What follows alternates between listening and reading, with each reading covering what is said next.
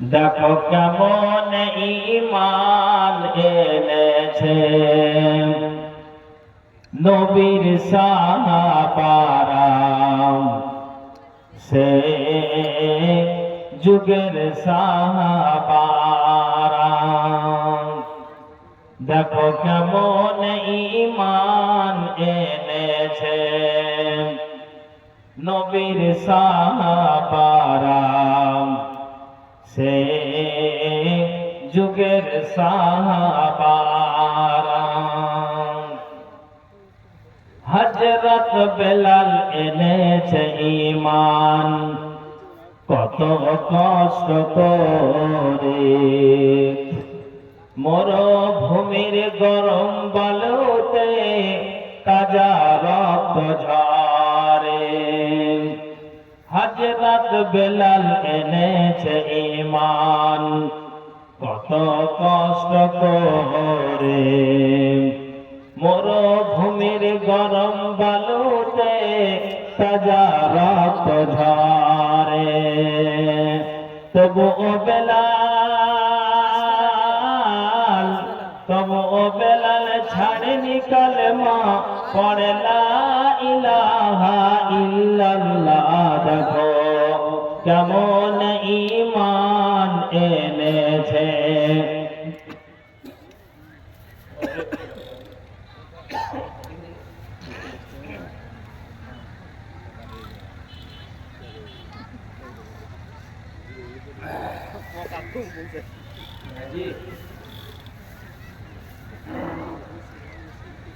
দু তিনটা খেলে ভাত খেতে হবে।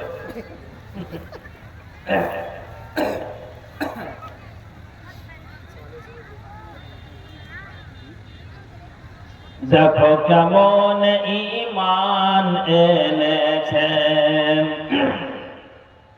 নবীর সাহাবারা, সে যুগের সাহাবারা। হযরত বেলাল এনেছে ঈমান কত কষ্ট করে, মরুভূমির গরম বালুতে তাজা রক্ত ঝরে। তবুও বেলাল ছাড়েনি কালেমা, পড়ে লা ইলাহা ইল্লাল্লাহ। দেখো কেমন ঈমান এনেছে নবীর সাহাবারা, সে যুগের সাহাবারা। হযরত খাব্বাব এনেছে ঈমান কত কষ্ট করে, কাফেরেরা পাথর দিয়ে বুকে আঘাত করে। হযরত খাব্বাব এনেছে ঈমান কত কষ্ট করে, কাফেরেরা পাথর দিয়ে বুকে আঘাত করে। পিছন দিকে তাকালে পরে দেখা যায় বুকের সিনা। দেখো কেমন ঈমান এনেছে নবীর সাহাবারা, সে যুগের সাহাবারা। হযরত হানজালা এনেছে ঈমান কত কষ্ট করে, বিয়ের পরে প্রথম রাত্রে ছিল বাসর ঘরে। হযরত হানজালা এনেছে ঈমান কত কষ্ট করে, বিয়ের পরে প্রথম রাত্রে ছিল বাসর ঘরে। যুদ্ধের দামামা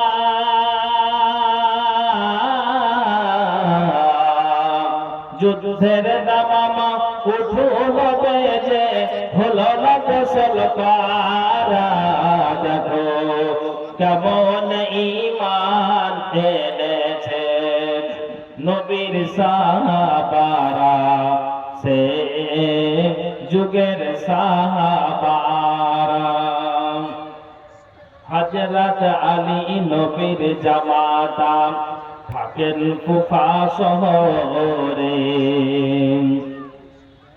ফজরের নামাজ পড়ব বলে গেলেন আল্লাহর ঘরে হযরত আলী নবীর জামাতা ছিলেন থাকেন কুফা শহরে ফজরের নামাজ পড়ব বলে গেলেন আল্লাহর ঘরে কাফেররা পিছন দিক থেকে কাফেররা মারল তারে ছোরা দেখো কেমন ঈমান এনেছে নবীর সাহাবারা সে যুগের সাহাবারা সে নবীর সাহাবারা সে যুগের সাহাবারা উপস্থিত কোরআন ও হাদিসের কর্ণধার ও মঞ্চে তেদারাই উপবিষ্ট যোগ্যতম সভাপতি মহাশয় এবং দূর দূরান্ত থেকে আগত তথাপি এলাকার সুপ্রিয় শ্রোতা মণ্ডলী সর্বত্রে মহান স্রষ্টার কৃতজ্ঞতা জ্ঞাপন করি যিনি আমাকে আপনাকে তিনাকে উনাকে একটি ইসলামী সভায় একত্রিত হওয়ার আল্লাহ তৌফিক দিয়েছেন তাই একটি মাত্র বাক্যের দ্বারা দিয়ে আমরা অভিনন্দন জানিয়ে থাকি মহব্বতের সাথে একটু প্রাণ করে বলে উঠুন আলহামদুলিল্লাহ তারপরে পরে যিনি ইসলামের পথ প্রদর্শক ইসলাম হিতাকাঙ্ক্ষী আকাঙ্ক্ষিত দ্বীনের ভিখারি লাস্ট প্রফেট নবী মুহাম্মদুর রাসূলুল্লাহ সাল্লাল্লাহু আলাইহি ওয়াসাল্লাম শত কোটি দুরূদ ও সালাম বর্ষিত হোক আল্লাহুম্মা সাল্লি আলাইহি আল্লাহুম্মা বারিক আলাইহি সুপ্রিয় শিক্ষিত সুধী মণ্ডলী আমি আপনাদের সম্মুখে আল্লাহর প্রতি হইতে কয়েকখানা আয়াত পরিবেশন করেছি ইনশাআল্লাহ আল্লাহ তাআলা যেন আমাকে বলার তথাপি আপনাদেরকে শ্রবণ করার এবং তার সাথে সাথে উভয়কে বক্তা ও শ্রোতা উভয়কে আল্লাহ আমল করার তৌফিক দিন একবার সকলে পড়ি আল্লাহুম্মা আমিন ভাই ও আমার বাপজানেরা যারা সামনে বসে আছেন আমি আপনাদেরকে একটু বিনয়ের সহিত একটা কথা বলবো এটা হলো দ্বীনি সভা কোরআন এবং হাদিসের আলোচনা আমার পরে আরো দুজন বক্তা আছেন তার মধ্যে যিনি আমাদের মালদা জেলার মানে সুনামধন্য সুপরিচিত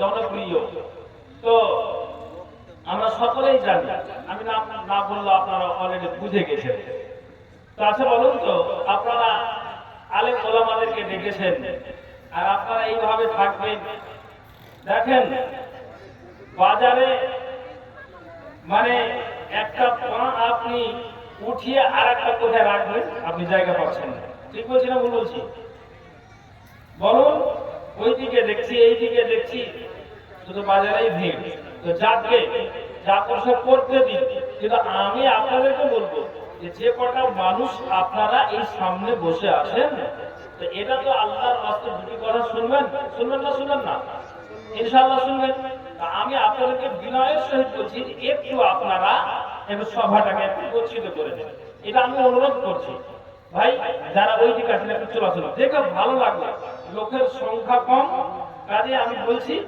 যখন এক জায়গায় গচ্ছিত হয়ে বসবেন এটা দেখতে ভালো লাগবে আর আল্লাহ কোরআন বলছেন যখন তোমরা কোনো মজলিসে বসবে তাফাসসাহু ফিল মাজালিস তখন তোমরা সেটাকে কি করবে সোজা স্থান রাখবে না ফাঁকা জায়গা রাখবে না তোমরা জমে জমে সেটে বসবে অতএব ভাই যারা পিছনে আছেন মনে হয় আমি বুঝাতে পারিনি নাকি মাইকের আওয়াজ যায়নি আমি বিনয়ের সহিত বলছি যে যারা আপনারা আছেন ওদের একটু আল্লাহর রাস্তে আপনারা একটু আল্লাহর রাস্তে আপনারা চলে আসুন ভাই ওখানে যারা চলে আসুন একটু আসুন আল্লাহর রাস্তে মেহরবানি করে মাশাআল্লাহ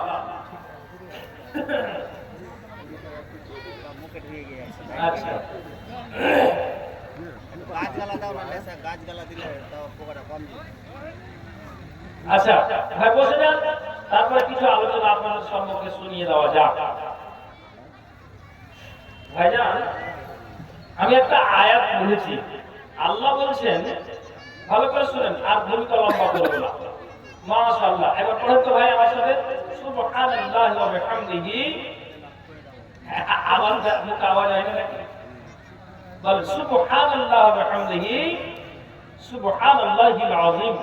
আর একটু জোরে পড়েন দেখি, সুবহানাল্লাহি ওয়া বিহামদিহি সুবহানাল্লাহিল আযীম। এই যে সামনে এভাবে বসলেন তো কত ভালো লাগছে দেখেন তো। আরে লোক সংখ্যা কম হলো, দেখতে তো ভালো লাগছে। বসে আছেন, আমি মনে করি যে হাজারো মানুষ সামনে এখন বসে আছে। মাশাআল্লাহ, ছড়িয়ে ছিটিয়ে বসেছিলেন তো কেমনই একটা বুঝাচ্ছিল। যাক, আর মাতন আপনাদেরকে বলবো যে আপনারা আওয়াজটা বন্ধ করুন। চলুন এবার আগে বাড়ি। আল্লাহ তাআলা সূরা মুমিন, এটা 40 নম্বর সূরা, 60 নম্বর আয়াতে আল্লাহ উল্লেখ করছেন। কি বলছেন? অবশ্যই যেই ব্যক্তিরা যারা কি করবে, ইস্তাগফিরুনা, তার মানে কি, যারাই কি করবে আমার ইবাদতে হঠকারী করে, অহংকারী করে, তারা কি করে, এক কথাই আমার ইবাদতে হঠকারী করে। আল্লাহ বলছেন যে যারা আমার ইবাদতে হঠকারী করে, যাহারা অহংকার বশত ইবাদতে ধার ধারে না, আল্লাহ বলছেন সায়াদখুলুনা জাহান্নাম, আমি তাদেরকে আমি জাহান্নাম খানাতে নিক্ষেপ করব, জাহান্নাম খানাতে প্রবেশ করাবো। আল্লাহ তাআলা বলছেন ওই আয়াতেই যে সায়াদখুলুনা জাহান্নামা দাখিরিন, আল্লাহ জাহান্নামে যে প্রবেশ করাবে, আল্লাহ তাআলা আয়াতের শেষে বললেন দাখিরিন, তার মানে বেউজ্জতির সঙ্গে আল্লাহ জাহান্নাম খানাতে নিক্ষেপ করাবে। কেন? যেহেতু আমি আল্লাহর ইবাদতে কি করেছি, আমি ইবাদত করতে অস্বীকার করেছি, অহংকার বশত হাত বাদ করে আমি দুনিয়াতে চলেছি। ভাইজান, সুপ্রিয় এলাকাবাসী, একটু শুনুন, তাহলে যদি আমি পার্থিব জীবনে যদি আমি কি করি, দিন আর রাত কাটাই আল্লাহর ইবাদত ছাড়াই, তাহলে পরিণামটা কি হলো? আপনি উত্তরটা কি পেলেন? যে আল্লাহ তাআলা জাহান্নামে দিবে, বেইজ্জতির সঙ্গে আল্লাহ নিক্ষেপ করাবে। ভাইজান, বলতে অবাক লাগে, আফসোস লাগে। কি কথাটা যেটা বলতে চাইছি, যে একটা মানুষ, তার বয়স মোটামুটি কাছাকাছি 36 থেকে 37 বছর, ওকে যখনই কোনো স্থানে, মার্কেটে কিংবা বাড়িতে বা আর কোথাও যখন তার সঙ্গে মোলাকাত হয়, সাক্ষাৎ হয়, ওকে জিজ্ঞেস করি, ভাই বয়স পেরিয়ে চলে যাচ্ছে, এটা ভাবিও না যে আমার জন্মের পর থেকে নিয়ে এখন বয়স 5 হলো, 10 হলো, 20 হলো, 25 হলো, 30 হলো, এখন তরুণ, এখন যুবক, আমি এখন ইয়ং জেনারেশনের ছেলে, এটা আপনি মনে করছেন। তো ভাই, মায়ের পেট থেকে জন্মের পর থেকে এটা তুমি মাথায় রাখো যে তোমার আয় সেদিন থেকে কমতে শুরু করে দিয়েছে। যেমন ওকে এইভাবেই বুঝালাম যে একটা মোমবাতিকে জ্বালাতে গেলে মোমবাতির আয়টা জ্বালানোর পর বাড়ে না, কমতে থাকে। ঠিক বলছি না ভুল বলছি? যখনই মোমবাতিকে জ্বালানো আপনি শুরু করলেন একটা দেশলাইয়ের কাঠি মেরে, ওই তার আয় কিন্তু কমতে শুরু করলো, বাড়ে না। তেমনি মায়ের পেট থেকে জন্মের পর থেকে আপনার একদিন একদিন করে করে আপনার কিন্তু আয়টা শেষ হতে শুরু হলো। তা আমি বলছি ভাই, নামাজটা পড়ো, তারপরও সকালে বলি, সন্ধ্যাতে দেখি যে মদের ভাত দিতে গিয়ে সেদিন কাটাই, মদের ভাতে গিয়ে মদ্যপান করে, জীবনটা এইভাবে কাটিয়ে নামাজ তাকে ধরাতে পারেনি, ইবাদতে তাকে আনতে পারেনি। 37 বছরের মাথায় লোকটা এখন কবরে ঘুমিয়ে আছে। তাহলে যেই মানুষটাকে বলেছি তার বুকটাকে ও ফিরিয়ে নিয়েছে, যেই মানুষটাকে বলেছি যে অহংকার বশত কথাটাকে মেনে নিতে পারেনি, আল্লাহ তাআলা জবাব কি দিয়েছেন? সায়াদখুলুনা জাহান্নামা দাখিরিন, অবশ্যই আমি তাদেরকে কি করব, বেইজ্জতির সঙ্গে জাহান্নাম খানাতে নিক্ষেপ করাবো। তাহলে এখন আমাকে আর আপনাকে ভেবে নেওয়া উচিত যে আমার সময় আছে, আমি এই সময়টাকে কি করি, আখিরাতটাকে আমি যেন তৈরি করে নিই, আমার আখিরাতের পুঁজি যেন আমি তৈরি করে যেন আমি কবরে যেতে পারি। তাহলে আপনাকে এখন থেকেই প্রস্তুতি নিতে হবে। আপনি এটা মনে করিয়েন না যে বয়স আমার 20 হলো, এখন আমি তরুণ তুর্কি হয়ে আছি, এখন আমার গায়ে গরম আছে, তাহলে এখন আমি কোনো জানের পারোয়া করি না, যা 50 বছর তারপরে দেখা যাবে। খবরদার, এটা যদি আপনার মন মানসিকতা বা এটা যদি আপনার মনের প্রাণে অন্তরে জেগে থাকে, তাহলে তাড়াতাড়ি করে এটা মুছে ফেলে দেবে। সুপ্রিয় শ্রোতা মণ্ডলী, একটু ভাবনা চিন্তা করে দিন আর রাত কাটান। কেন আপনাকে বলি, একটু ভালো করে বুঝবেন, আমি আপনাকে বোঝানোর জন্য বলছি। হযরত ওমর রাদিয়াল্লাহু তাআলা আনহু উনি কোন একজন ব্যক্তির জানাজা আসছিলেন, জানাজা শুরু করেননি। এরই মধ্যে হুযায়ফা রাদিয়াল্লাহু তাআলা আনহু উনি বলছেন হযরত ওমরকে, ভাই ওমর, আপনাকে একটা কথা বলি, যে মানুষটা এখন খাটলাতে শুয়ে আছে, যে মানুষটা মারা গিয়েছে, এই মানুষটার এই মাইয়াটার জানাজায় হাজির হয়েছে, কিন্তু আমি যেটা বলতে চাইছি, এই তার চরিত্রটা ভালো ছিল না, সে ছিল একজন মুনাফিক। অতএব মুনাফিকের নামাজ আপনি পড়াতে যে না। দেখেন, হযরত ওমর রাদিয়াল্লাহু তাআলা আনহুকে যখন এই কথা বললেন, তিনি থমকে দাঁড়িয়ে গেলেন। আমি আপনাকে বোঝানোর জন্য বলছি। উমর মনে মনে চিন্তা করলেন, হুযায়ফা বলছেন, হুযায়ফা, একটা কথা আমার জিজ্ঞেস করার ছিল। কি কথা জিজ্ঞেস করার ছিল? আল্লাহ পাকের রাসূল তিনি দুনিয়া ছেড়েছেন, তিনি আমাদের মাঝে নাই, তিনি মারা গিয়েছেন। তা আমি যেটা প্রশ্ন করি হুযায়ফা, আল্লাহ রাসূল একটা দুইটা করে করে তোমাকে যে 40টা মুনাফিকের নাম তোমাকে যে লিস্টটা দিয়ে গিয়েছে, তালিকাটা দিয়ে গিয়েছে, ওই তালিকাতে কি উমরের নামটা আছে? ঠিক যেন হুযায়ফা বলছেন যে না না না উমর গো, এই 40টার যে নাম পাওয়া গিয়েছে বা আমার কাছে আছে, কিন্তু এই 40টার মধ্যে আপনার নাম উল্লেখ নাই। তার মানে আমি আপনাকে যেটা বলতে চাইছি, আল্লাহ তাআলা রাসূল নবী মুহাম্মদুর রাসূলুল্লাহ পড়ুন একবার সাল্লাল্লাহু আলাইহি ওয়াসাল্লাম, তিনি বলেছেন যে আশারায়ে মুবাশশিরার ভিতরে যার নামটা নবীজি দ্বিতীয় নম্বরে উল্লেখ করেছেন, তিনি হচ্ছেন হযরত ওমর। অথচ তিনি নিজে জেনে নিতে চাইছেন যে 40টা মুনাফিকের নাম হুযায়ফাকে দেওয়া হয়েছে, তো ওর ভিতরে আমার নামটাকে ঢোকানো আছে।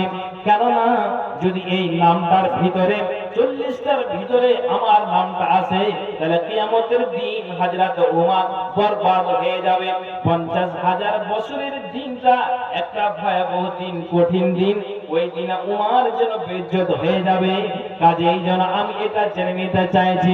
সুবহানাল্লাহ, চিন্তা করে দেখেন তো, আশারায়ে মুবাশশিরার ভিতরে তিনি একজন, তারপরও তিনি যেন তিনার এই কথাটাকে নিয়ে তিনি যেন ভাবতে শুরু করে দিয়েছিলেন, দুনিয়ার মানুষরা তাহলে এরা যদি জান্নাতি হয়েও যদি তারা এইভাবে দিন আর রাত আপনার চিন্তা করে কাটায়, তাহলে আমরা পাপী, আমরা গুনাহগার।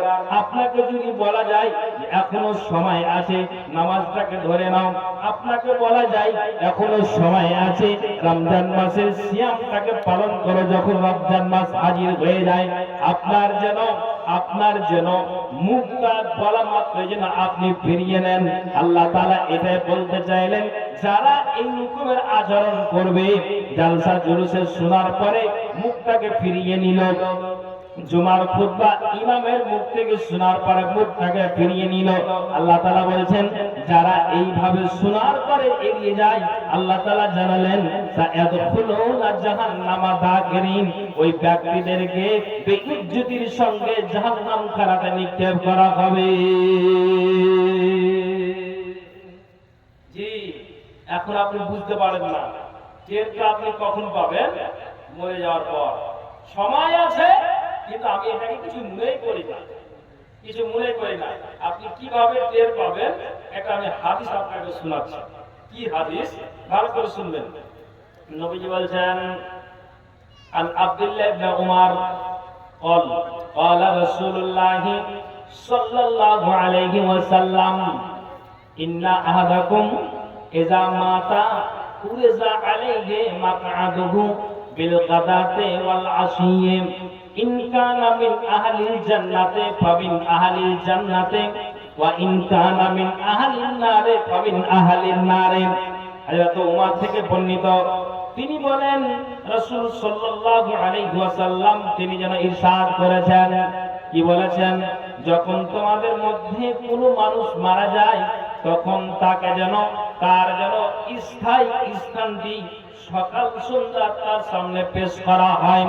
সকালে একবার, সন্ধ্যায় একবার ওই মানুষটাকে দেখানো হয়। তার মানে যারা কবরে ঘুমিয়ে আছে, যারা কবরে চলে গিয়েছে, ওই কবরবাসীদেরকে যেন সকাল আর সন্ধ্যাতে তার স্থানটাকে আপনার জন্য সকালে একবার, সন্ধ্যাতে একবার যেন দেখানো হয়।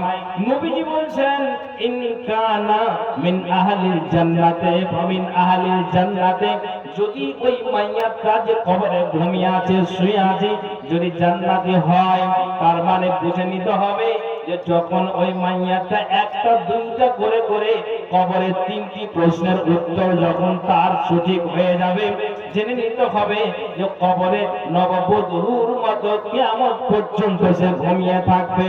নবীজি বলছেন যদি সে ব্যক্তিটা মাইয়াতটা জান্নাতি হয়, তাহলে সকালে আল্লাহর ফেরেশতা তাকে জান্নাত তার সামনে পেশ করে, আবার সন্ধ্যাতে তার সামনে জান্নাতটা পেশ করে, আর বলেন এরে আল্লাহর বান্দা, এরে মুমিন বান্দা, আল্লাহর খাঁটি বান্দা, কবরে ঘুমিয়ে আছো, এই যে দেখো তোমার স্থান, কিয়ামতের দিনে আল্লাহ তাআলা তোমার এই স্থানটাতে আল্লাহ তাআলা পাঠিয়ে দিবেন।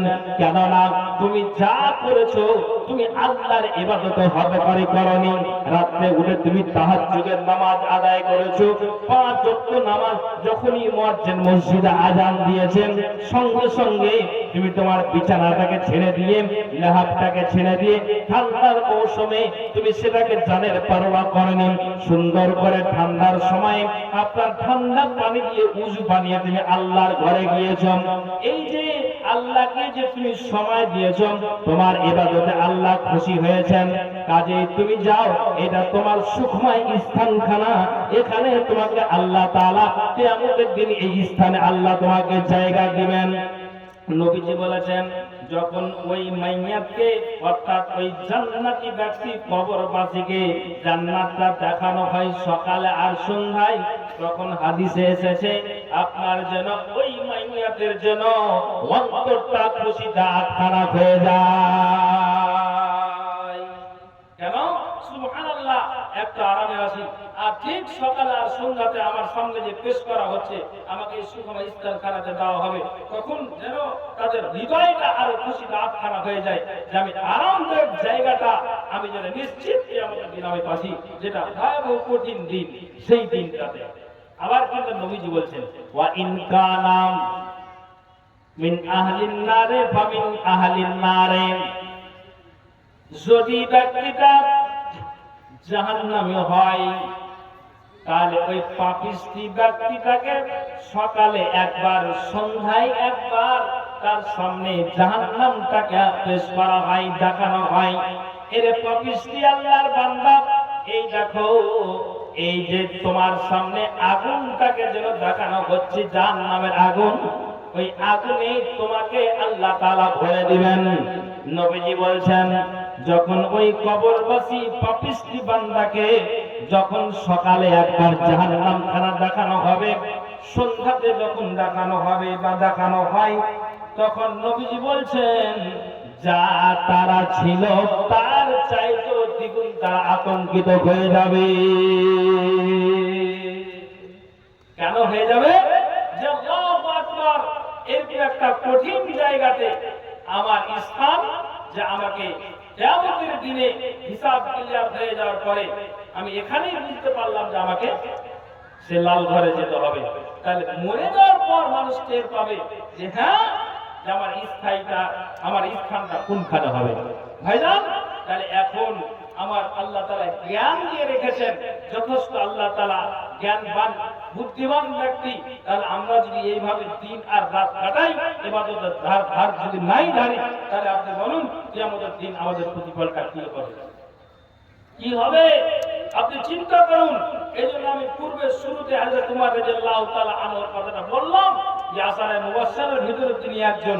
তারপরে একটা কথাকে ছন্দমূলে জানার জন্য তেনার কানটা ব্যাকুল, যে বলা হুযায়ফা যে আমার কি লিস্টে নামটা আছে, যদিও জান্নাতি ব্যক্তি।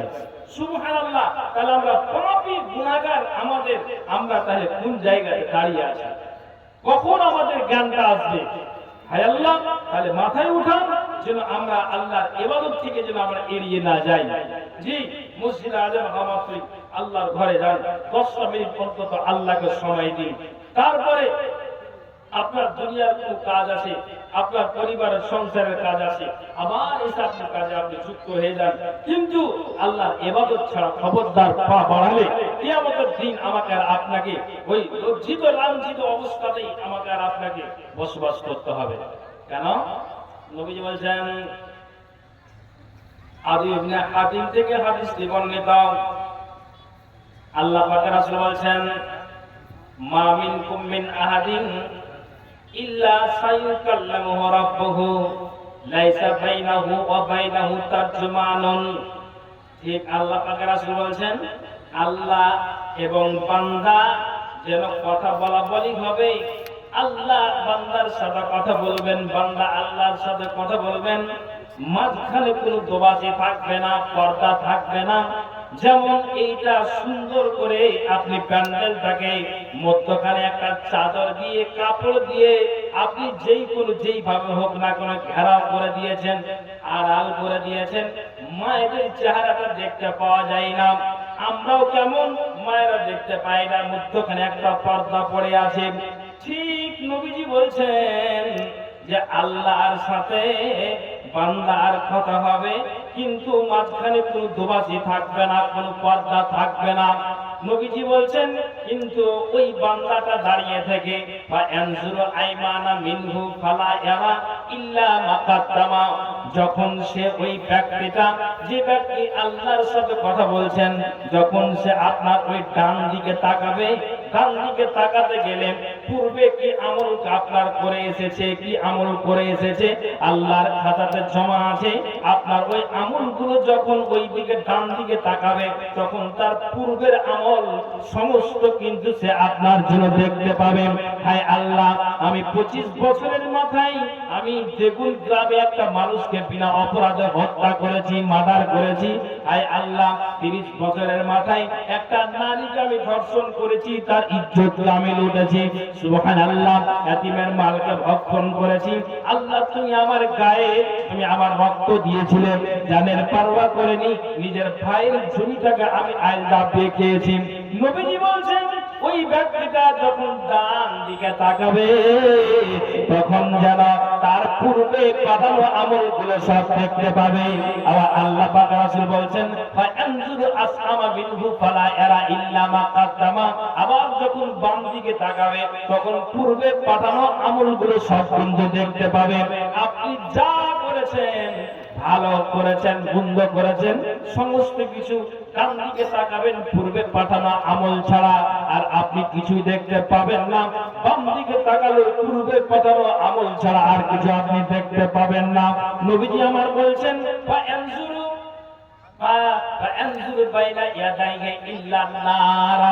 আবার যখন ওই ব্যক্তির সামনের দিকে তাকাবে, তখন যেন জাহান্নামের আগুনটা তার সামনে থাকবে। ডান দিকে তাকাবে, তার আমল ছাড়া দেখতে পাবে না। বাম দিকে তাকাবে, আমল ছাড়া দেখতে পাবে না। সামনে তাকাবে, কিন্তু ওই জাহান্নামের আগুন ছাড়া আর কিছু দেখতে পাবে না। কাজে নবীজি বলছেন, ফাত্তাকুন নারা ওয়ালাউ বিশিক্কি তামারাতিন। এজন্য নবীজি বলছেন, শোনো, তোমাদেরকে বলা হচ্ছে যে জানিয়ে দেওয়া হচ্ছে যে খেজুরের টুকরার বিনিময় হলেও তোমরা জাহান্নাম থেকে বাঁচার চেষ্টা করো। এবার বলো সুবহানাল্লাহ। তো ভাইজান, যেদিন হাসরের দিন আমরা জমা হব, পূর্বে পাঠানো আমল দেখতে পাবো। তাহলে আপনি বলুন, সমস্ত কিছু টোটাল কথাটা আপনি জেনে যাচ্ছেন, তাহলে আপনার মগজে উঠে না কেন? কেন মগজে উঠে না? কেন উঠে না আপনি বলুন? কখন আপনার মগজ ঘুরবে, আপনার মাথাটা ঘুরবে আপনি বলুন। আপনাকে আমি এটা বুঝাতে চাইছি, আপনাকে বলতে চাইছি। সুবহানাল্লাহ, একটু চিন্তা করুন, একটু ভাবুন যে আমরা কোন জায়গাতে দাঁড়িয়ে আছি, কোনখানে আছি।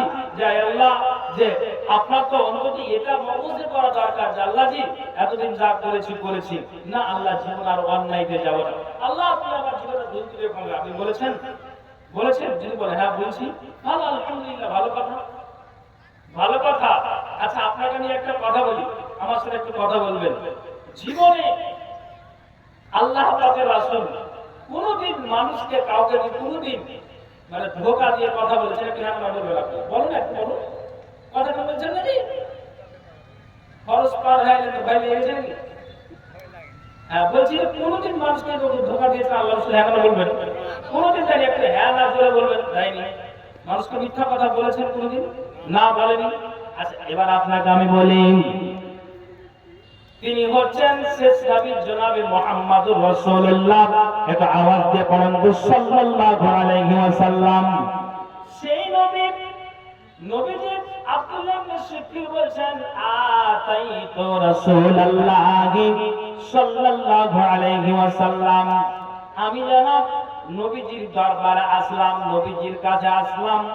তো আমি দেখলাম ওহুয়া ইউসাল্লি, আল্লাহ পাকের রাসূল তিনি নামাজে আপনার রত আছেন, তিনি নামাজ পড়ছেন।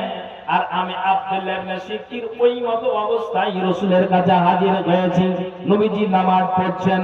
কিন্তু আপনাকে বলি, এর পৃথিবীর মানুষ একটু কান খুলে শুনবেন। আব্দুল্লাহ ইবনে শিখর বলছেন, নবীজি নামাজে রত আছেন, কিন্তু আমি ওই নামাজ পড়া দেখে আমি নবীজির পিছন দিকে একটু সরে দাঁড়িয়ে গেলাম। কিন্তু আমি যেন নবীজির কাছ থেকে একটা আওয়াজ পাচ্ছি, নবীজি বলছেন, ঠিক যেন আব্দুল্লাহ ইবনে শিখর বলছেন, আমি পিছনে দাঁড়িয়ে আছি আর নবীজির যেন পেট থেকে আপনার ওই ফুটন্ত পানি, যেমন মা বোনেরা ভাত রান্না করতে গেলে যেমন ওই ভাতের পানিটা কেমন টক টক করে ফুটে, তেমনি যেন আব্দুল্লাহ ইবনে শিখর বলছেন যে আল্লাহর ভয়ে আল্লাহ রাসূলের পেট থেকে ওই ফুটন্ত ডেকচির পানির মতো শ শ শব্দ বের হচ্ছে। একবার জোরে বলুন সুবহানাল্লাহ। ঈমানের পথে অবিচল থেকে আমার মরণ যেন হয়, ঈমানের পথে অবিচল থেকে আমার মরণ যেন হয়। তোমারই কাছে মিনতি আমার, তোমারই কাছে মিনতি আমার, ও গো দয়াময়। ঈমানের পথে অবিচল থেকে আমার মরণ যেন হয়, ঈমানের পথে অবিচল থেকে আমার মরণ যেন হয়। জি ভাইজান, একটু ভাবুন, সময় সব দুনিয়া ছেড়ে চলে যেতে হবে, আপনি ভাবুন। আপনাকে বলছি, রাসূলের আল্লাহর ভয়ে তার জন্য ফুটন্ত পানির মতো তার পেট থেকে আওয়াজ আসছে। কিসের ভয়? এটা আল্লাহর ভয়। সুবহানাল্লাহ। ভয় কিসের? জাহান্নামের ভয়, আখিরাতের ভয়। 50,000 বছরের দিন একটা হবে, কঠিন দিন, সেই দিনের জন্য নবীজির পেট থেকে ভয়। আল্লাহু আকবার। একটু চিন্তা করে দেখেছেন সেই নবীর আমরা উম্মত, আমরা কিভাবে দিন আর রাতটাকে আমরা কাটাচ্ছি? আল্লাহ রাসূল অপশন দিয়েছেন। কি অপশন দিয়েছেন? আপনাকে বলি, কোন মানুষ যদি, কোন পরিবারের কোন যদি আপনার কেউ মারা যায়, বাপ মারা গেল, বাবা বাইরে আছে, টাওয়ার থেকে পড়ে দুনিয়া থেকে বিদায় হয়েছেন, ঠিক বাড়িতে মা কান্না করতে শুরু করে দিয়েছে।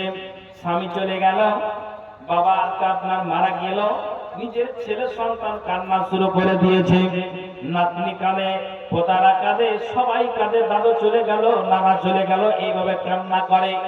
এখন যদি আপনাকে জিজ্ঞেস করা হয় যে আপনার চোখ দিয়ে এইভাবে জলটা বইছে কেন, তখন আপনি উত্তর দিবেন যে আমার জলটা এই জন্য বইছে যে আমার আব্বা দুনিয়া থেকে বিদায় হয়েছে, যদি বিবিকে জিজ্ঞেস করা যায় কেন কাঁদো, না আমার স্বামী দুনিয়া থেকে বিদায় হয়েছেন।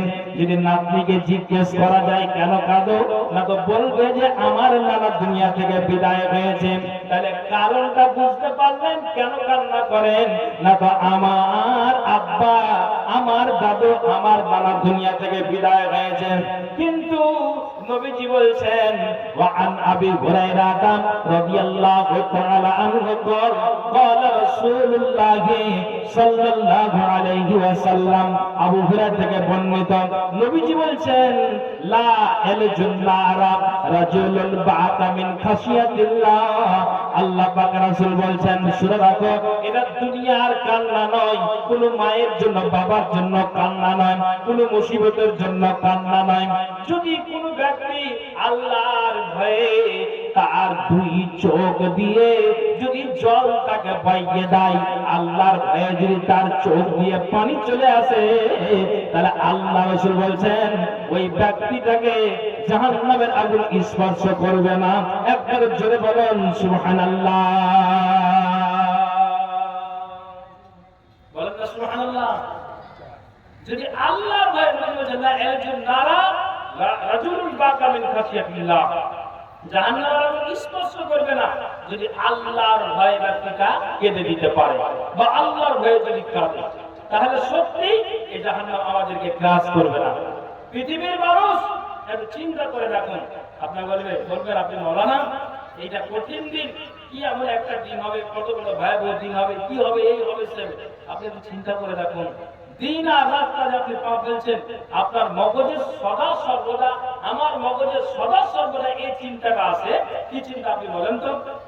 আমি যে পাটাকে ফেলছি, কালকে আমাকে কোন জায়গায় যেতে হবে কাজের জন্য, কেন? যদি একদিন যদি আমি কাজ না করি, সংসার মেনটেন করা আমার পক্ষে অসম্ভব হয়ে যায়। চিন্তাটা আপনার গেল, সারাদিন আমি লেবারি করি কিংবা মিস্ত্রি করি, আমার 700-800 টাকা আমি দিন পাই, ওটা টাকা নিয়ে এসে আমি সংসারটাকে মেনটেন করি, তাহলে দিনটা কাটলো আপনার সংসারের চিন্তাতে। নবীজি বলছেন, আল্লাহ বলছেন তার ভিতর থেকে 10টা মিনিট করে 15টা মিনিট করে বাছাই করে আল্লাহকে সময় দাও। সারাদিন তুমি তোমার পরিবারের জন্য চিন্তা করে দিনটা কাটিয়েছো, কিন্তু তার ভিতর থেকে 10টা মিনিট করে বেছে নাও, আর বেছে নিয়ে আখিরাতটাকে তুমি যেন তৈরি করো, আখিরাতটাকে তুমি বানিয়ে নাও। নবীজি বলছেন শুনে রাখো, সেই দিন এমন হয়ে যাবে, সেই দিন কেউ কারোর খোঁজ আপনার নেবে না। আল্লাহ তাআলা কোরআনের ভিতরে জানিয়ে দিয়েছেন, আউযু বিল্লাহি মিনাশ শাইতানির রাজিম, ইয়াওমা লা ইয়ানফাউ মালুন ওয়ালা বানুন ইল্লা মান আতাল্লাহা বিকলবিন সালিম ওয়া উযলিফাতিল জান্নাতু লিল মুত্তাকিন ওয়া বুররিজাতিল জাহিম লিল গাবিন। পৃথিবীর মানুষ ঠিক যেন আল্লাহ কোরআনে বলছেন, আপনি মনে মনে ভাববেন আমি আমার যেন দুটি সন্তান, আমি সন্ততি ছেলে মেয়ে আমি দুনিয়াতে ছেড়ে গেছি, আমার কাজে আসবে।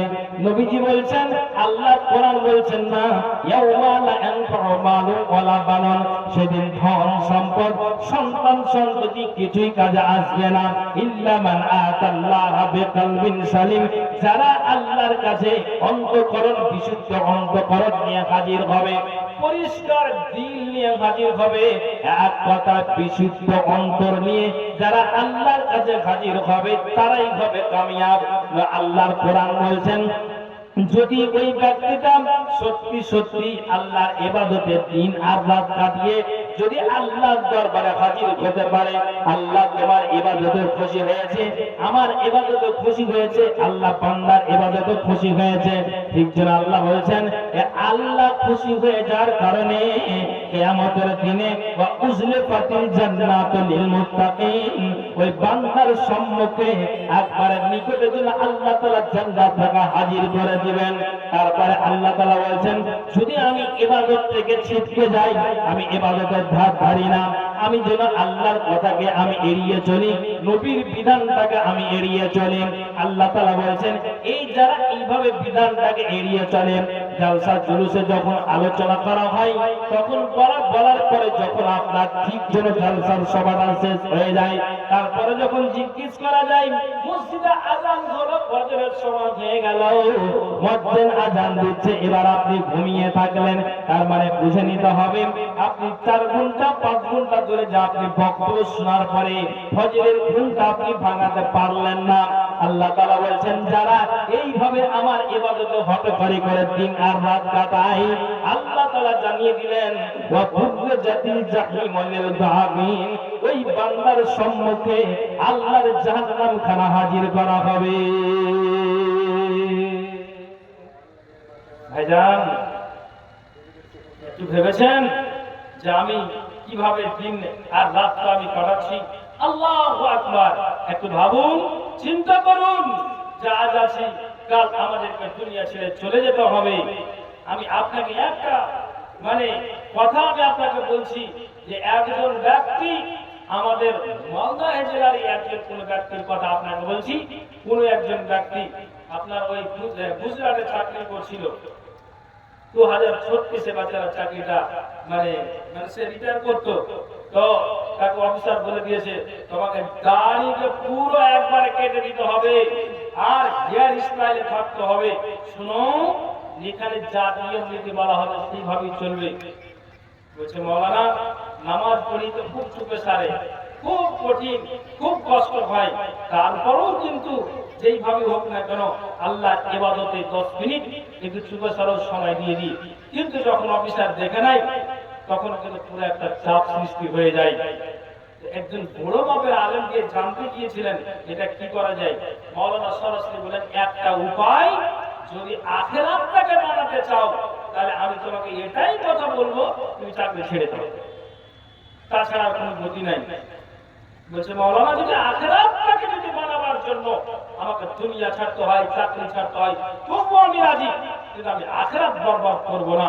আমি 60-65 হাজার টাকা মাইনে পাই, ঠিক আছে মাওলানা, কিন্তু আমার এই টাকা দেখতে গিয়ে আমার সুখের আমার জিন্দেগি এটা দেখতে গিয়ে যদি আমার আখিরাত বরবাদ হয় তাহলে কিন্তু আমি চাকরি ছাড়তেও রাজি আছি, কিন্তু আমি আখিরাত বরবাদ করতে রাজি নই। একবার জোরে বলেন সুবহানাল্লাহ, বলুন সুবহানাল্লাহ। তাহলে পৃথিবীতে ভালো মানুষ আছে এবার যারা চাকরি ছেড়ে দিয়েছে, এখন বর্তমানে হজ আর উমরার কাজে যুক্ত আছে। হাজীদেরকে আপনার যাকে বলা হয় মুআল্লিম, এখন মুআল্লিম হয়েছে, তিনি এখন হাজী উঠাচ্ছেন, নিয়ে যাচ্ছেন, উমরাও তো আপনার নিয়ে যাচ্ছেন। সুবহানাল্লাহ, বেশ লম্বা দাড়ি ছেড়ে দিয়েছে। আর এবার বলছে মাওলানা শুধু এই আল্লাহর এক কথাই আমি আখিরাতটাকে আমি সুখী বানাতে চাই, যেখানে আমাদেরকে চিরস্থায়ী আমাদের থাকতে হবে, বসবাস করতে হবে, সেই জায়গাটাকে যদি বরবাদ করি আর ক্ষণস্থায়ী দুনিয়াতে মাত্র 60 থেকে 70 বছরের জিন্দেগানি, এই জিন্দেগানিটাকে যদি আমি সুখের বানিয়ে আমি রং রস করে যদি আমি জীবনটাকে কাটাই, তাহলে যেখানে চিরস্থায়ী আমাদের থাকতে হবে, আমার থাকতে হবে, তা আমি ওই চিরস্থায়ী জায়গাটাকে আমি বরবাদ করতে চাই না, বরং আমি এখানে দুঃখ আর সুখ দুটোকে মিলিয়ে আমি আখিরাতের আমি পুঁজি বানাতে চাইছি। চাকরি ছেড়ে দিয়েছি, এখন পেনশনটা পাচ্ছি, সরকার এটা আমাকে দিচ্ছে, কিন্তু আমি সুখভাবে আলহামদুলিল্লাহ আমি 5 ওয়াক্ত নামাজ আদায় করতে পারছি, সময় মতো আমি মসজিদে গিয়ে আযান দিতে পারি, আর আমি জিকির আজকার তাসবিহ তাহলে আমার কোনো রকম বাধা নেই। আলহামদুলিল্লাহ, আল্লাহ আমাকে এখন খুব ভালো রেখেছে। তাহলে জ্ঞান করুন, একটা মানুষ যদি 70,000 টাকা ছেড়ে চলে আসতে পারে আখিরাতটাকে বানানোর জন্য, আপনি কত টাকা মালিক বলুন? কিসে আপনাকে এড়িয়ে রেখেছে? কখন আপনার মগজে উঠবে, আপনার কখন জ্ঞানটা উঠবে, একটু চিন্তা করুন যে সেটা কত কঠিন দিন। এই জন্য আল্লাহ তাআলা বলছেন আউযু বিল্লাহি মিনাশ শাইতানির রাজীম, ইন্নাল্লাযীনা ইস্তাকবিরুনা আন ইবাদাতি সায়াদখুলুনা জাহান্নামা দাখিরিন। আল্লাহ বলছেন এবার যে ব্যক্তিরা অবশ্যই যারা আমার ইবাদতে হটকারি করে, সায়াদখুলুনা জাহান্নাম, আমি অবশ্যই তাদেরকে জাহান্নাম খানাতে নিক্ষেপ করাবো, দাখিরিন, আমি তাদেরকে বেইজ্জতির সঙ্গে আমি তাদেরকে জাহান্নাম খানাতে নিক্ষেপ করাবো। শুনুন তো, মনে ভাবছেন যে এটা কি একটা সামান্য করা হচ্ছে, কিন্তু দিনটা কত কঠিন হবে আর জাহান্নামটা কত কঠিন হবে। এর বন্ধু আমার, আল্লাহ রাব্বুল আলামিনের নবী হাদিসের ভিতরে উল্লেখ করেছেন যে যদি তোমার ভিতরে দুইটা বৈশিষ্ট্য থাকে, তাহলে দুইটা যদি গুণ থাকে, তাহলে এই দুইটা গুণ আল্লাহর জান্নাতে নিয়ে যাবে। আল্লাহ রাসূল বলেছেন, নবীজিকে জিজ্ঞেস করা হলো, সুয়েলা আন আকসিমি মা ইদখিলুন নাসাল জান্নাতা ইয়া রাসূলুল্লাহ, আল্লাহ পাকের রাসূল আপনি বলেন তো সর্বাধিক পরিমাণে কোন বস্তু আল্লাহর জান্নাত খানাতে নিয়ে যাবে? নবীজি আমার বললেন, কালা তাকওয়াল্লাহি ওয়া হুসনুল খুলুক। আল্লাহ পাকের রাসূল বললেন, যার ভিতরে আল্লাহর ভয়, এই তাকওয়া, পরহেজগারিতা, এই দিনদারিতা, এক কথায় মুমিন মুত্তাকি এইভাবে আল্লাহর ডায়েরিতে মুমিন নামের পরিচয়টা দিতে পেরেছে, এক কথায় এই তাকওয়া সর্বাধিক পরিমাণে আল্লাহর জান্নাত খানাতে নিয়ে যাবে। তারপরে নবীজি বললেন, ওয়া হুসনুল খুলুক, এবং যার দুনিয়াতে পৃথিবীতে যার ব্যবহারটা ভালো, যার আখলাকটা ভালো। কোন যদি নারী বলে দেয় আমার স্বামী ব্যবহার খুব সুন্দর, খুবই একবারে অতি উত্তম, স্বামী যদি বলে দেয় আমার স্ত্রীর ব্যবহার খুব ভালো, এটাই সত্য, এটাই বাস্তব যে স্বামী স্ত্রীর ব্যবহারটা যে ওপেন করে দিবে ভালো আর মন্দ সেটাই কিন্তু সঠিক। কিন্তু আমি আপনাকে যেটা কথা বলতে চাইছি, নবীজি আমার বলছেন যারা এই তাকওয়া আর এবং যার ব্যবহার, এই দুই বস্তু যার ভিতরে আছে, আল্লাহ পাক রাসূল বলছেন এই দুই বস্তু সর্বাধিক পরিমাণে আল্লাহর জান্নাত খানাতে নিয়ে যাবে। আবার নবীজিকে জিজ্ঞেস করা হলো, নবীজিকে আপনি বলেন তো ওয়াসিলা আন আকসিরি মা ইদখিলুন নাসাদ দারা ইয়া রাসূলুল্লাহ, আল্লাহ পাক রাসূল আপনি বলেন তো সর্বাধিক পরিমাণে কোন বস্তু আল্লাহর জাহান্নাম খানাতে নিয়ে যাবে? এরে দেখুন গ্রামের মানুষেরা, মা বোনেরা কান খুলে শুনবেন, নবীজি আমার বলছেন শুনে রাখো, কালাল ফামু, সর্বাধিক পরিমাণে যদি জাহান্নামে যায়, কিসের কারণে যাবে? অনেক নারীরা আবার পুরুষেরা কিন্তু মুখটাকে কন্ট্রোল রাখতে পারে না, নিজে মুখ দিয়ে আবর্জনা কথা বের করে, নোংরা কথা বের করে। তোমার ভাষাতে তোমার শাশুড়ি কষ্ট পায়, তোমার ভাষাতে তোমার আপনার প্রতিবেশী কষ্ট পায়, বাবারে তোমার তোমার ভাষাতে গ্রামবাসী যেন কষ্ট পায়, তোমার মুখ দিয়ে অতত্ব কথা বের হয়, নোংরা কথা বের হয়। নবীজি বলেছেন এই জিহ্বাকে কন্ট্রোল করো, এই মুখটাকে কন্ট্রোল করে চলো। যদি তুমি এই মুখটাকে কন্ট্রোল না করে চলতে পারো, তাহলে এই মুখ সর্বাধিক পরিমাণে তোমাকে আল্লাহর জাহান্নাম খানাতে নিক্ষেপ করাবে। এক নাম্বার। দ্বিতীয় নাম্বারে নবীজি বলছেন অল ফারজ, নিজের নিজের সতীত্বটা, নিজের নিজের আব্রুটা, নিজের লজ্জা স্থানটাকে যারা হেফাজত না করতে পারবে, তাহলে কটা কথা হলো, কয়টা বস্তু জান্নাতে নিয়ে যাবে? তাকওয়া এবং ব্যবহার, এই দুই বস্তু আল্লাহর জান্নাতে নিয়ে যাবে। যে মানুষটা পৃথিবীতে ভালো ব্যবহার দেখাবে, যেমন আপনাকে বলি মরে যাওয়ার পর সারা পৃথিবীর মানুষ, গ্রামবাসী, এলাকাবাসী সবাই বলে একটা ভালো মানুষ ছিল কিন্তু দুনিয়া ছেড়ে চলে গেল, কিন্তু এটা যদি আপনার রেজাল্টটা ভালো হয় তাহলে জেনে নিতে হবে এই ব্যবহারে আপনাকে জান্নাতে ঢুকিয়ে দিবে। কিন্তু নবীজি বলছেন জাহান্নামে ঢোকাবে এই দুটা বস্তু যদি তুমি কন্ট্রোল না রাখতে পারো, মুখ এবং লজ্জা স্থান। আল্লাহ পাক রাসূল বলছেন তোমার মুখ আর আব্রু যদি তুমি কন্ট্রোল না রাখতে পারো, তাহলে এই দুই বস্তু সর্বাধিক পরিমাণে আল্লাহর জাহান্নাম খানাতে নিয়ে যাবে। তাহলে অবশ্যই আমাদেরকে মানে এই মুখ আর আব্রুকে কন্ট্রোল রাখতে হবে। জি, কন্ট্রোল না রাখতে পারলে শরীয়তের বিধানকে যদি আমরা নীতি না করি, মানে এটাকে এড়িয়ে চলি, এটাই হলো অহংকার। আর হতে গেলে আমাদেরকে বিচিত্রের সঙ্গে আল্লাহ জাহান্নাম খানাতে যেতে হবে, আল্লাহ জাহান্নাম খানাতে যেতে হবে। ভাইরা একটু ভাবুন, চিন্তা করুন যে আমরা কোনখানে আছি গো? কয়দিন বাঁচবো? কয়দিন বাঁচবেন? দুনিয়া ছেড়ে সবাইকে চলে যেতে হবে, কেউ আমরা থাকবো না, পৃথিবী ছেড়ে সবাইকে যেতে হবে। আল্লাহর কাছে দোয়া করি, আল্লাহ তুমি আমাদের সকলকে এই যে কোরআন এবং হাদিসের আলোচনা শোনার পর আমাদেরকে তুমি আল্লাহ কি করো, বুঝার তুমি তৌফিক দান করো, আমরা যেন সঠিকভাবে আমলটা করতে পারি। আল্লাহ তুমি সেই তৌফিকটা আমাদের ভিতরে দাও, আমাদের ভিতরে ঈমান দাও। আল্লাহ ঈমানের ভোল্টেজ আল্লাহকে বৃদ্ধি করে। একবার আওয়াজ দিয়ে বলুন আল্লাহুম্মা আমিন। বলুন না ভাই আল্লাহুম্মা আমিন, আল্লাহুম্মা আমিন। একটা কথা বলি ভাই, এটা হলো মহিলা মাদ্রাসা। আবার মহিলা মায়ের মুখ থেকে শুনলাম যে নাকি তিনি মানে এবছর তিনি হেফজের ব্যবস্থা করেছেন, মাশাআল্লাহ। এগুলো হলো সাদকায়ে জারিয়া।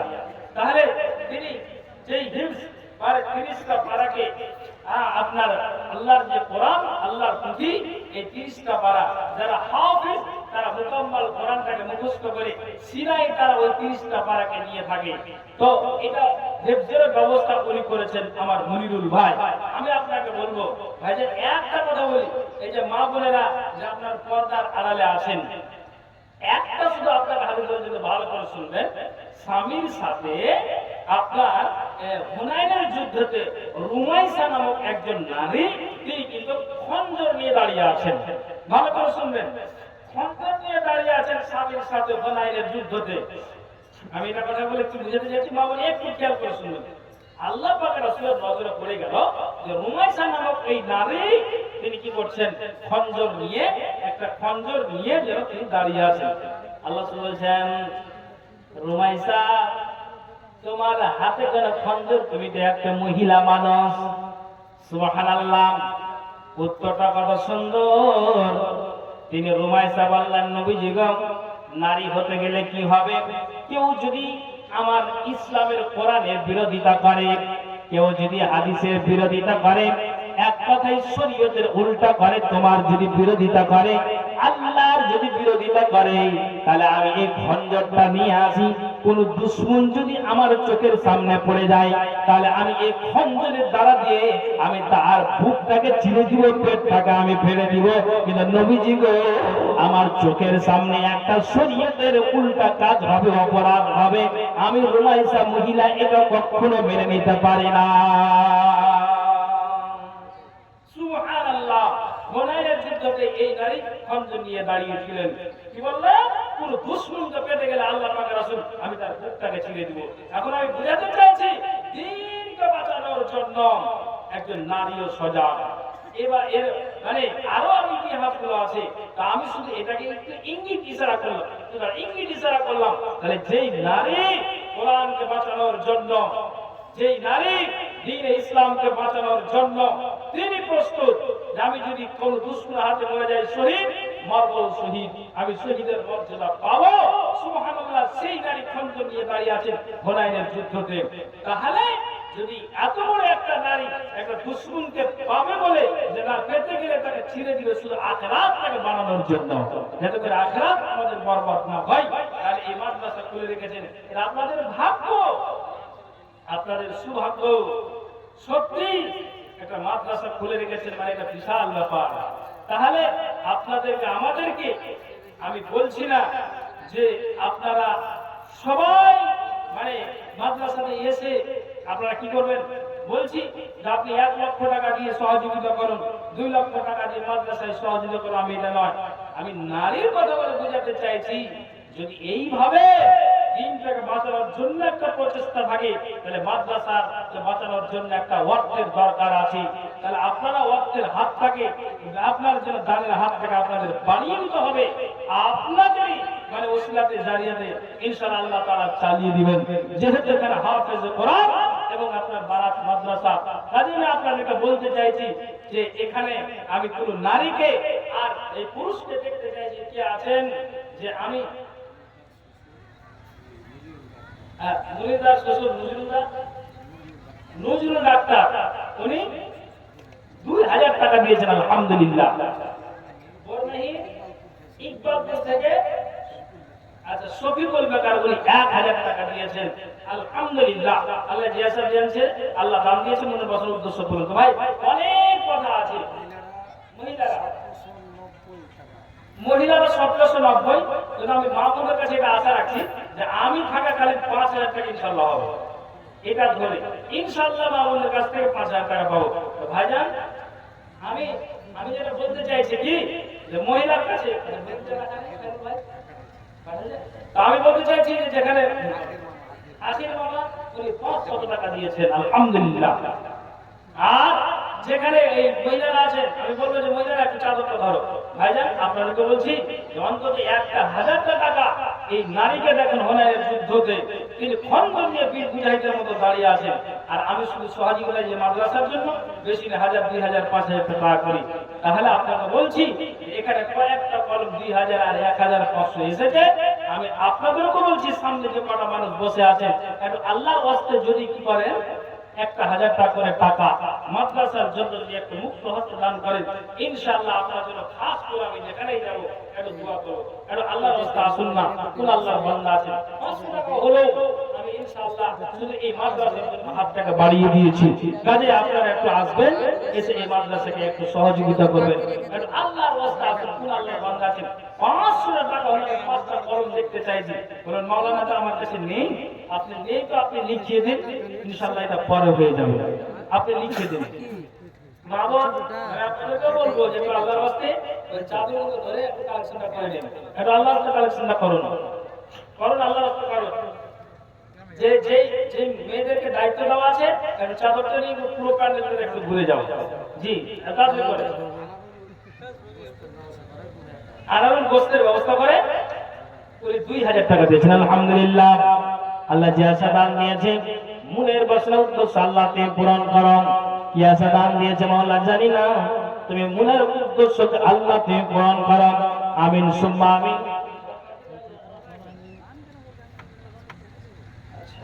তো এবার আসুন আমার রাস্তে ভাইজান একটু সহযোগিতা করুন।